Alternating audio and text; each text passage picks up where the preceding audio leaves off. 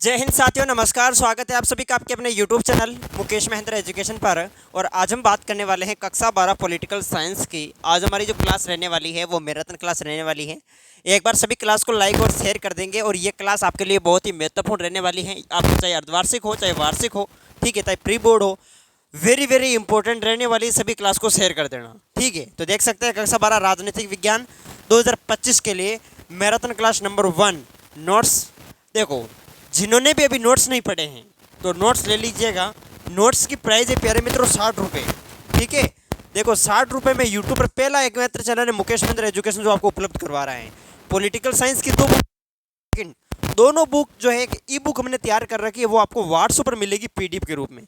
जिसको भी चाहिए तो ये नंबर देखिएगा, ये 8955661301। इन नंबरों पर व्हाट्सएप पर आपको मैसेज करना है, ठीक है। वहाँ पर पेमेंट का स्क्रीनशॉट भेज देना, आपको मिल जाएगी। 60 रुपये में जो है ई बुक मिल जाएगी, वो ले लेना आप सभी, ठीक है। अगर अच्छे नंबर लाना चाहते हैं, पूरे में से पूरे नंबर लाना चाहते हैं, तो देखो ज्योग्राफी, पॉलिटिक्स और हिस्ट्री, इनके नोट्स होने चाहिए आपके पास। तो ये सब आप जो है 60 रुपये में कंप्लीट मिल जाएंगे। पॉलिटिकल साइंस के कंप्लीट मिलेंगे, मैसेज कर देना। साथ ही इस सब्जेक्ट की हमारी एक सीरीज तैयार हो रही है, मतलब इंपॉर्टेंट क्वेश्चन आंसर की। जो नोट्सों को पढ़ेगा, जो सीरीज को पढ़ेगा, नंबर एक नहीं कटने वाला, पूरे में से पूरे नंबर आने वाले आपके। नोट्स और सीरीज दोनों आपके पास होनी चाहिए। अभी सीरीज तो बन रही है, काम चल रहा है, सीरीज के इंपॉर्टेंट क्वेश्चन तैयार हो रहे हैं, सिर्फ आप नोट्स पढ़ते रहो अभी तक, ठीक है। चलो स्टार्ट करते हैं।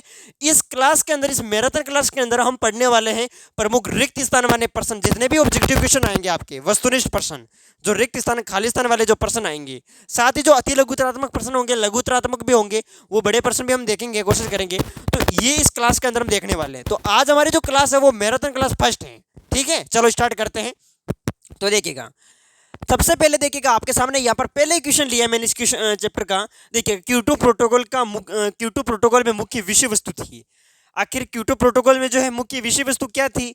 तो इसका ये जो प्रश्न पूछा जाएगा आपको, वो अति लघुतरात्मक में पूछा जाएगा। किस में पूछा जाएगा? अति लघुतरात्मक में। तो अति लघुतरात्मक में ये प्रश्न पूछा जाएगा, तो इसका उत्तर आपको लिखना है। देखिएगा, जो क्योटो प्रोटोकॉल है, इसमें प्रमुख इसकी जो मुख्य विषय वस्तु थी वो थी ग्रीन हाउस गैसों के उत्सर्जन को क्या करना था? कम करना था, ठीक है। तो ग्रीन हाउस गैसों के उत्सर्जन को कम करना, यही जो है क्योटो प्रोटोकॉल का मुख्य विषय वस्तु था। अब यहाँ पर प्रश्न ऑब्जेक्टिव में ये पूछा जा सकता है कि जो क्योटो प्रोटोकॉल, इसकी शुरुआत कब हुई? इसकी जो शुरुआत है वो कब हुई थी? तो आपको याद रखना कि जो क्योटो प्रोटोकॉल है, इसकी शुरुआत 1997 में हुई थी। कब हुई थी? 1997 में। कहाँ से हुई? जापान। जापान में इसकी शुरुआत हुई थी क्योटो प्रोटोकॉल, ये याद रखना आप सभी, ठीक है। साथ ही ये लागू कब हुआ था? तो ये लागू कब हुआ क्योटो प्रोटोकॉल? ये लागू हुआ था 2005 के अंदर। कब लागू हुआ था? ये 2005 में तो लागू हुआ था। और भारत ने इस पर हस्ताक्षर कब किए थे? वेरी वेरी मोस्ट क्वेश्चन है, पूछा जाता है कि क्योटो प्रोटोकॉल पर भारत ने हस्ताक्षर कब किए? तो इस पर हस्ताक्षर किए थे 2002 में। कब किए थे? 2002 में जो है भारत ने क्योटो प्रोटोकॉल पर हस्ताक्षर किए थे। अब प्रश्न तो एक है, साथ ही मैंने एक्स्ट्रा फैक्ट बताई, ये भी आपको याद होने चाहिए, ठीक है। क्योटो प्रोटोकॉल की मुख्य विषय वस्तु क्या थी? ग्रीन हाउस उत्सर्जन गैसों को कम करना, ठीक है। ये पहले ये उत्तर लिख सकते हैं। शुरुआत लागू कब हुआ, भारत ने इस प्रकार हस्ताक्षर किए, ये भी आपके कवर हो गई, ठीक है। एक एक प्रश्न को अच्छे से याद कर लेना जो मैं बता रहा हूँ, है जैसे कि जैसे छपने वाले यहाँ से पेपर में, ठीक है। चलो स्टार्ट करते हैं। अगला देखिएगा, हमारा दूसरा प्रश्न जो आया है वो ये आया है, देख सकते हो कि सन 1975 में 1975 में आपातकाल के समय भारत के राष्ट्रपति कौन थे? आपातकाल के समय जो है, उस समय भारत के जो है राष्ट्रपति कौन थे? बताओ। देखें, आपातकालीन, अब प्रमुख जैसे आपातकालीन जो अनुच्छेद हम बात करें तो अनुच्छेद 352, देखो अनुच्छेद 352 है, अनुच्छेद आपके 356 है, अनुच्छेद 360 है। ये प्रमुख क्या है? आपातकालीन अनुच्छेद है दोस्तों, ये आपको याद रखना है, ठीक है। अब सन 1975 में आपातकाल के समय जो है भारत के राष्ट्रपति कौन थे, ये पूछा है। तो आपातकाल के समय भारत के जो राष्ट्रपति थे उनका नाम है फखरुद्दीन अली मोहम्मद। कौन? क्या नाम है? फखरुद्दीन। याद लेके उत्तर लिखना आपको इस तरीके से, फखरुद्दीन अली मोहम्मद। फखरुद्दीन अली मोहम्मद ये कौन थे? तो ये उस समय राष्ट्रपति थे। लेकिन आपको ऐसे पूछेगा कि आपातकाल के समय भारत के प्राइम मिनिस्टर कौन थे, मतलब प्रधानमंत्री कौन है? प्रधानमंत्री, पीएम। तो प्रधानमंत्री की बात करें तो प्रधानमंत्री ध्यान रखना इंदिरा गांधी, वही इंदिरा गांधी जिन्होंने गरीबी हटाओ का नारा दिया था। तो याद रखेंगे 1971 में इन्होंने इंदिरा हटाओ का जो है गरीबी हटाओ का नारा दिया था। और इंदिरा हटाओ का नारा इनका विपक्षी गठबंधन था ग्रेड अलायंस ने दिया था इंदिरा हटाओ का नारा, गरीबी हटाओ का नारा इन्होंने दिया था, ठीक है। आपातकाल की घोषणा कब हुई थी? तो देखो, भारत में आपातकाल की घोषणा कब हुई थी? तो भारत में आपातकाल की घोषणा हुई थी 25 जून 1975 को। कब हुई थी? 25 जून 1975 को जो है भारत में आपातकाल की जो है वो घोषणा हुई थी। ये आपको याद रखना है, ठीक है। चलो अब हम आगे देखते हैं, अगला प्रश्न देखिएगा। आगे जो प्रश्न है आपके सामने रिक्त स्थान वाले प्रश्न। अब आपको मैंने बोला कि भाई यहाँ पर वस्तुनिष्ठ प्रश्न भी बताऊंगा मैं, जो रिक्त स्थान वाले प्रश्न है वो भी बताऊंगा। तो देखो इस प्रकार से आपके एग्जाम में पूछे जाएंगे, इसलिए ध्यान लगा कि इस वीडियो को देखिएगा और सभी साथियों के भी इस क्लास को शेयर करिएगा। आपके अर्धवार्षिक हो चाहे वार्षिक हो चाहे प्री बोर्ड हो, है जैसे जैसे इस क्लास में से प्रश्न छपने वाले हैं, ठीक है। चलो स्टार्ट करते, देखिएगा दूसरा प्रमुख हमारा तीसरा क्वेश्चन है हमारे सामने कि एस्टोनिया, लातविया और लिथुआनिया प्रमुख आपके देखिएगा खालिस्तान गणराज्य थे। अब आपने नाम तो सुना होगा प्रमुख, जैसे बाल्टिक गणराज्य का।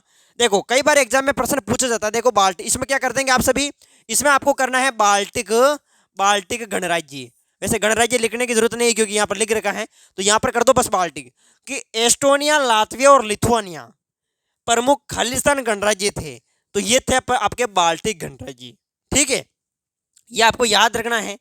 देखो ये डायरेक्ट आपको प्रश्न ऐसे भी पूछ सकता है कि बाल्टिक गणराज्यों के नाम बताओ, तो बाल्टिक गणराज्यों के अगर नाम पूछे तो आपको एस्टोनिया, लातविया, लिथुआनिया ये तीनों आपको याद करना है। ये तीनों बाल्टिक गणराज्य हैं। लेकिन ये नाटो में कब शामिल होते हैं? जो प्रमुख अमेरिका द्वारा बनाए गए जो प्रमुख सैन्य संगठन है NATO, North Atlantic Treaty Organization, उत्तरी अटलांटिक संधि संगठन, इसकी जो स्थापना वो हुई थी 4 अप्रैल 1949 को। अब ये जो है ना नाटो, आपके ये जो बाल्टिक गणराज्य है ये नाटो में कब शामिल होते हैं? तो ये नाटो में शामिल होते हैं 2004 के अंदर। कब शामिल होते हैं? 2004 में ये नाटो में शामिल हो जाते हैं, ये याद रखना है, ठीक है। और बाल्टिक गणराज्य संयुक्त राष्ट्र संघ के सदस्य कब बने थे? यूएनओ के सदस्य कब बने थे? तो 1991 में, सितंबर 1991, ये याद रखें। अब देखो यहाँ पर खालिस्तान में जो प्रश्न पूछा वो ये है, देखिएगा कि खालिस्तान संयुक्त राष्ट्र संघ के वर्तमान महासचिव है। संयुक्त राष्ट्र संघ के वर्तमान महासचिव कौन है, ये आपको लिखना है इसका उत्तर। तो यहाँ पर क्या करें, तो संयुक्त राष्ट्र संघ के वर्तमान महासचिव की बात करें तो वो है प्यारे मित्रों, जो अंतिम महासचिव थे वो थे एंटोनिया गुटेरस। क्या करना आपको? एंटोनिया गुटेरस, ये इसका उत्तर लिखना आपको, एंटोनिया गुटेरस। लेकिन आपको प्रश्न पूछा जाएगा कि ये तो वर्तमान महासचिव है। अब इसी प्रश्न को एग्जामिनर अलग तरीके से पूछ सकता है कि खालिस्तान संयुक्त राष्ट्र संघ के अंतिम महासचिव थे। अंतिम मतलब, अंतिम का मतलब वर्तमान महासचिव। अगर पूछे कि अंतिम महासचिव, वर्तमान महासचिव कौन थे, तो आपको करना है एंटोनिया गुटेरस। लेकिन यही प्रश्न आपको ऐसे पूछे कि संयुक्त राष्ट्र संघ के प्रथम महासचिव कौन थे, यहाँ पर लिख रहा हूं मैं, देखिएगा फर्स्ट महासचिव कौन थे? तो फर्स्ट महासचिव आपको याद रखना ट्राइगवली, ठीक है, ट्राइगवली। ये जो ट्राइगवली है ये संयुक्त राष्ट्र संघ के प्रथम महासचिव है, ठीक है। वर्तमान महासचिव एंटोनियो गुटेरस हैं। चलो अब यहाँ पर संयुक्त राष्ट्र संघ की बात आई, तो वैसे संयुक्त राष्ट्र संघ के बारे में आप जानते हैं कि इसकी स्थापना जो है यूएनओ की स्थापना 24 अक्टूबर 1945 को हुई थी, और इसका मुख्यालय पूछे तो आपको न्यूयॉर्क करना है, ठीक है। तो ये भी साथ साथ में आप वैसे याद करो तो याद कर लेना, वैसे मैं बताऊंगा आपको, टेंशन मत लो। देखो आज़ादी के तुरंत बाद क्या प्रश्न है आपके सामने? प्रश्न आपके सामने ये है कि आज़ादी के तुरंत बाद प्रमुख चुनौतियां क्या थी? क्या चुनौती थी? जैसे हमारा देश आज़ाद हुआ 1947 को, तो हमारे सामने सबसे पहले क्या चुनौती आई? हमारे सामने चुनौती ही देखिएगा, विभाजन हो रहा था, भारत पाकिस्तान विभाजन हो गया, तो हमारे सामने प्रमुख चुनौती थी राष्ट्र निर्माण की, ठीक है। तो ये आपको लिखना है राष्ट्र निर्माण, ठीक है, राष्ट्र निर्माण। और राष्ट्र निर्माण में भी देखो एकता के सूत्र में बांधना, लोकतंत्र स्थापित करना, जो भी सरकार बनेगी, फर्स्ट बार जो सरकार बनेगी वो सभी के भलाई के लिए काम करनी चाहिए, बस ये कुल मिला के आपको लिखना है। तो देखो आज़ादी के तुरंत बाद प्रमुख जो चुनौती थी वो थी राष्ट्र निर्माण की, ये आपको लिखना है। अगला प्रश्न देखो, देखें कि नीति आयोग, आपको पता भाई नीति आयोग देखिएगा NITI, नीति, national institution for transforming India. ये जो नीति आयोग है, नीति आयोग का अध्यक्ष कौन होता है ये पूछा है। तो देखो आप सभी को याद रखना है कि जो नीति आयोग होते हैं, नीति आयोग, इसके अध्यक्ष होते हैं प्राइम मिनिस्टर यानी प्रधानमंत्री। तो यहाँ पर आप क्या कर देंगे? प्रधानमंत्री। अगर प्रश्न ऐसे आपको पूछे कि नीति आयोग के वर्तमान जो है प्रमुख अध्यक्ष कौन है, तो वर्तमान अध्यक्ष तो आपको पता है प्रधानमंत्री श्री नरेंद्र मोदी जी हैं, ये ध्यान रखें। वैसे नीति आयोग की स्थापना पूछे तो आपको 1 जनवरी 2015 को करना है, 1 जनवरी 2015 को करना है। नीति आयोग की स्थापना कब हुई थी? 1 जनवरी 2015 को। और नीति आयोग से पहले कौन सा आयोग था? तो नीति आयोग से पहले आयोग जो था वो था योजना आयोग। कौन सा आयोग था? योजना आयोग, ये याद रखना है। अब आप मुझे कमेंट करके बताएंगे, देखिएगा कि भाई नीति आयोग की स्थापना 1 जनवरी 2015 को हुई थी, योजना आयोग की स्थापना कब हुई थी? चलो मैं बता देता हूँ, 1950 में, आप याद रखिए, ठीक है। चलो नेक्स्ट प्रश्न देखो, अगला प्रश्न है आपके सामने, देखिएगा ये भी रिक्त स्थान वाला ही प्रश्न है। देखो मैकमून रेखा, मैकमोहन रेखा भारत व खालिस्तान देशों के मध्य सीमा बनाती है। जो आपके मैकमोहन रेखा है, मैकमोहन रेखा, एक आपने नाम सुना होगा रेड क्लिफ रेखा का, और यहाँ पर एक मैकमोहन रेखा। जो मैकमोहन रेखा है आपके, मैकमोहन रेखा भारत व खालिस्तान देशों के मध्य सीमा बनाती है। ये मैकमोहन रेखा देखिएगा, ये भारत और चीन, क्या करना है आप सभी को आंसर, यहाँ पर आपको आंसर जो करना होगा वो यहाँ पर ये करना रिक्त स्थान में कि भारत व चीन, यहाँ पर कर दो भाई अच्छे से, चीन चीन।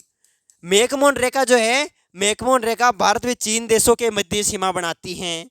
उसी प्रकार से देखो मैं यहाँ पर शॉर्टकट में लिख रहा हूँ, देखो पूछे कि भारत और पाकिस्तान, तो भारत और पाकिस्तान के बीच जो सीमा बनाती है वो बनाती है रेखा रेड क्लिफ रेखा। कौन सी रेखा हो जाएगी?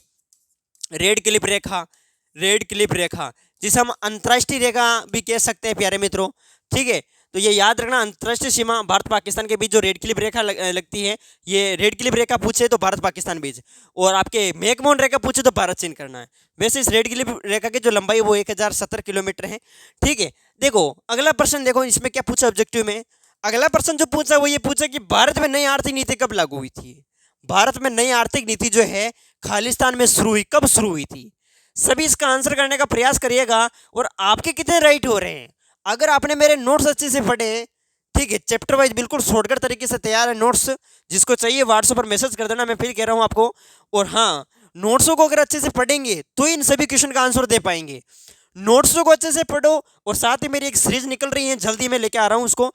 ठीक है, सीरीज को पढ़ लेना, बस ये दो चीज पढ़ लेना, फिर आपके नंबर एक भी नहीं कटेगा, पूरे में से पूरे नंबर। ठीक है, तो देखो भारत में नई आर्थिक नीति ये 1991 में शुरू हुई थी। कब शुरू हुई थी? 1991 में शुरू हुई थी, ध्यान रखना अच्छे से। देखो सोवियत संघ के अंतिम राष्ट्रपति जो है वो कौन थे? क्या पूछा है? सोवियत संघ यूएसएसआर की बात हो रही है। किसकी बात हो रही है? यूएसएसआर की, यूनियन सोवियत सोशलिस्ट रिपब्लिक की बात हो रही है। ये सोवियत संघ जो है ना, ये 15 गणराज्यों को मिलाकर बनाया गया था, 15 गणराज्यों को मिलाकर बनाया गया था, ध्यान रखना अच्छे से। सोवियत संघ के अंतिम राष्ट्रपति कौन थे? तो ये थे मिखाइल गोर्बाचेव। मैं शॉर्टकट में लिख रहा हूँ, यहाँ पर देखिएगा, ध्यान रखना अच्छे से। गोर्बाचेव, ये गोर्बाचेव जो है ना, गोर्बाचेव, ये आपके सोवियत संघ के अंतिम राष्ट्रपति थे। देखो मतलब ये क्या करते हैं, जब सोवियत संघ का पतन कब होता है, यूएसएसआर का पतन कब होता है? यूएसएसआर का पतन होता है 25 दिसंबर को। 25 दिसंबर 1991 को जो है सोवियत संघ का क्या हो जाता है? सोवियत संघ का हो जाता है पतन। जब सोवियत संघ जो है पतन की स्थिति पहुंच जाता है, तो ये मिखाइल गोर्बाचेव क्या करते हैं? सोवियत संघ में सुधार लाने का प्रयास करते हैं। और इन्होंने एक नीति भी चलाई थी, लोकतांत्रिकरण की नीति, लेकिन वो नीति कामयाब नहीं हो पाती है और अंत में सोवियत संघ का पतन हो जाता है। तो पूछा है कि सोवियत संघ के अंतिम राष्ट्रपति तो मिखाइल गोर्बाचेव आपको करना है। ठीक है, अगला देखिएगा कि सुरक्षा परिषद में कुल खालिस्तान सदस्य थे। जो आपकी सुरक्षा परिषद है इसमें कितने सदस्य हैं? तो देखो आप जो एक मिनट के लिए सोचना आप, और सही सच बताना। देखो आप सोचना कि आपको आ रहा है या नहीं आ रहा है। इसमें आपको ऑप्शन दो 5, 10, 15, इनमें से आप क्या करोगे इसका आंसर? देखो बिल्कुल जिन्होंने इसका आंसर अभी देखो 5, 10, 15, आप सोचोगे भी इसका आंसर क्या हो सकता है इन तीनों में से। इसका राइट आंसर होगा 15। क्या होगा? 15 होगा, तो यहाँ पर लगाओ 15। ठीक है, संयुक्त राष्ट्र सुरक्षा परिषद में कुल जो सदस्य होते हैं वो 15 सदस्य होते हैं। कितने सदस्य होते हैं? 15 सदस्य थे। अब कुछ सदस्यों के बारे में देखो, मैं यहाँ पर आपको लिखवाई देता हूँ जिससे अच्छे से याद रखना। मैं किसकी बात कर रहा हूँ? मैं सुरक्षा परिषद की बात कर रहा हूँ। सुरक्षा परिषद, जो आपके सुरक्षा परिषद है, इस सुरक्षा परिषद में आपको पूछे कि टोटल सदस्य कितने इसमें, तो याद रखें इसमें जो कुल सदस्य कितने हैं, तो आपका आंसर आएगा क्या आ जाएगा? 15 आ जाएगा, 15। पूछे कि सुरक्षा परिषद में कुल कितने सदस्य हैं, तो आपका आंसर क्या आएगा? आपका आंसर आएगा सुरक्षा परिषद में जो है वो कुल 15 सदस्य हैं। अब याद रखना एक बात अच्छे से, एक बार हमेशा ध्यान रखना अच्छे से दोस्तों, कि जो सुरक्षा परिषद है टोटल तो इसमें 15 सदस्य हो गए। अब 15 सदस्य में मैं अलग अलग बांट रहा हूँ इनको। ठीक है, देखिएगा, क्योंकि अलग अलग बांटना मेरा ही राज है, क्योंकि मैं ही पढ़ा रहा हूँ तो बांट सकता हूँ मैं। तो देखो एक तरफ तो मैंने बांट दिया 5 सदस्य, ठीक है, 5 सदस्य, और दूसरी तरफ है आपके सामने 10 सदस्य। ठीक है, याद रखें सुरक्षा परिषद में जो है 5 और 10 यानी टोटल मिला के कुल कितने सदस्य हो गए? 15 सदस्य हो गए। अब प्रश्न ऐसे पूछे कि सुरक्षा परिषद में कुल सदस्य कितने, तो आपका आंसर क्या होगा? 15 सदस्य हैं। लेकिन प्रश्न ऐसे पूछे कि सुरक्षा परिषद में अस्थायी सदस्य कितने, तो आपका आंसर होगा 10। फिर प्रश्न पूछे कि सुरक्षा परिषद में स्थायी सदस्य कितने, तो फिर आपका आंसर होगा 5। तो ये प्रश्न थोड़ा आप ध्यान रखना, ये जो 5 सदस्य होते हैं ये सदस्य तो होते हैं स्थायी, क्या होते हैं, स्थायी होते हैं, स्थायी।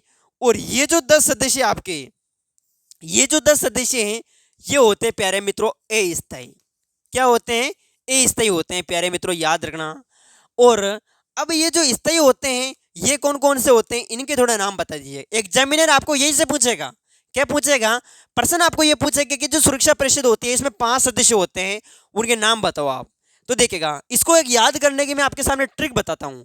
देखो, आप बस कुल मिला के आपको ABCD आती होगी, ABCD आया है नहीं दोस्तों, तो बस ABCD लिखो, कुछ नहीं करना, ABC डी मत लिखो रे, FR लिखो, FR, ठीक है, ABC FR, ये याद करना बस अच्छे से। ABC FR ये जो है ना सुरक्षा परिषद के स्थायी सदस्य हैं। अब ये जो स्थायी सदस्य होते हैं, ए से आपको क्या याद रखना, अमेरिका याद रखना है, ए से क्या हो जाएगा आपका अमेरिका हो जाएगा। और बी से क्या हो जाएगा, बी से आपका ब्रिटेन हो जाएगा, ब्रिटेन। और सी से क्या हो जाएगा, सी से आपका चीन हो जाएगा, चीन। और एफ से क्या हो जाएगा, तो एफ से हो जाएगा आपके, देखिएगा मैं यहाँ पर लिख रहा हूँ, एफ से क्या हो जाएगा, एफ से हो जाएगा फ्रांस। और आर से क्या हो जाएगा, रूस हो जाएगा, क्या हो जाएगा, रूस। तो आपको ये याद हुए कि नहीं हुए, पहले ये बताओ। सुरक्षा परिषद के जो स्थायी सदस्य हैं वो आपको याद हुए नहीं हुए, बिल्कुल हो गए होंगे। ABC FR, ए से अमेरिका, बी से ब्रिटेन, सी से चीन, एफ से फ्रांस, आर से रूस।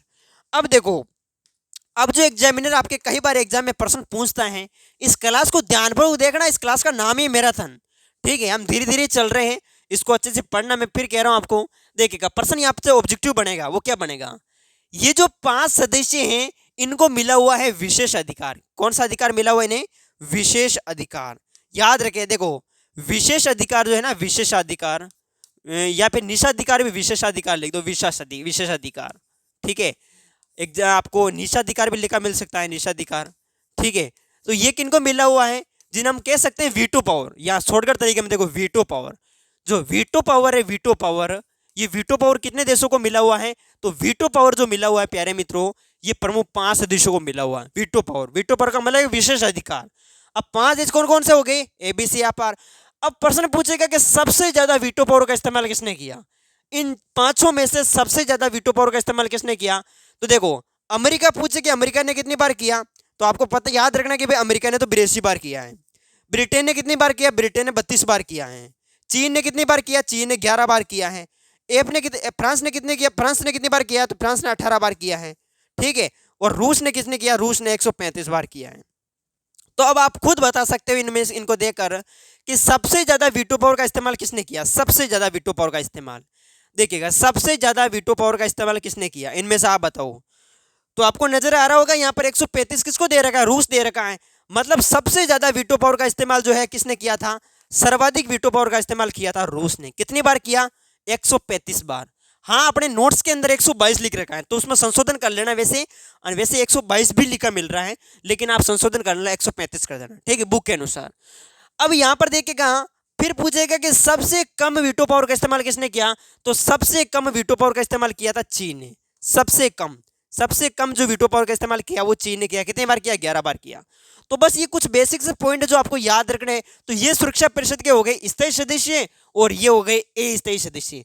अब ये जो अस्थायी सदस्य होते हैं, अस्थायी सदस्य, ये प्रति आम सभा द्वारा 2 वर्ष के लिए चुने जाते हैं, इसलिए ये अस्थायी सदस्य हैं। ओके, तो बस ये याद रखें। तो ये था सुरक्षा परिषद। अब जैसे ये हमारे सामने प्रश्न आया था कि सुरक्षा परिषद में कुल कितने हो गए, तो 15 सदस्य हो गए। अब मैंने आपको एक्सप्लेन करके बता दिया भाई किस प्रकार कैसे क्या है, ऑब्जेक्टिव प्रश्न बनेगा तो आपके गलत नहीं होगा।